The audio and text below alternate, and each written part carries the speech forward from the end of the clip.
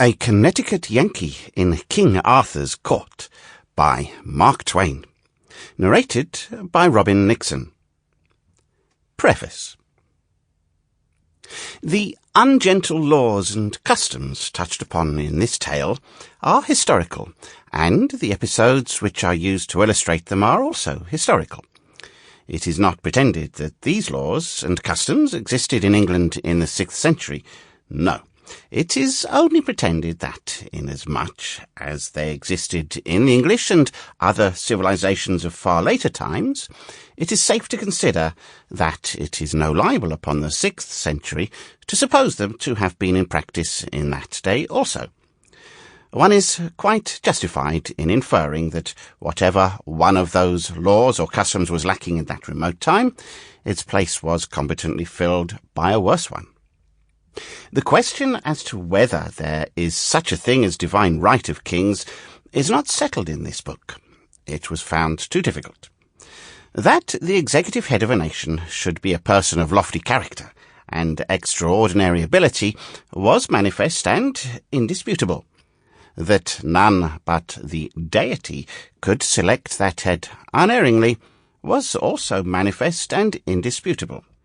That the deity ought to make that selection, then, was likewise manifest and indisputable. Consequently, that he does make it, as claimed, was an unavoidable deduction.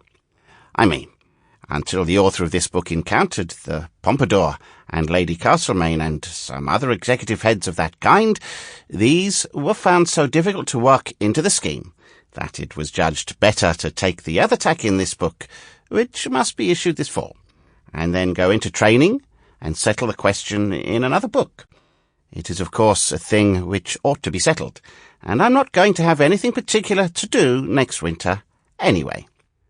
Mark Twain, Hartford, July 21st, 1889.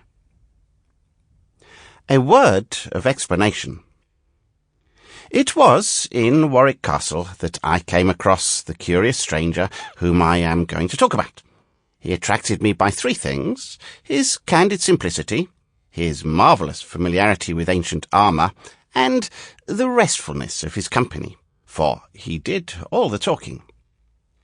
We fell together, as most people will, in the tail of the herd that was being shown through, and he at once began to say things which interested me.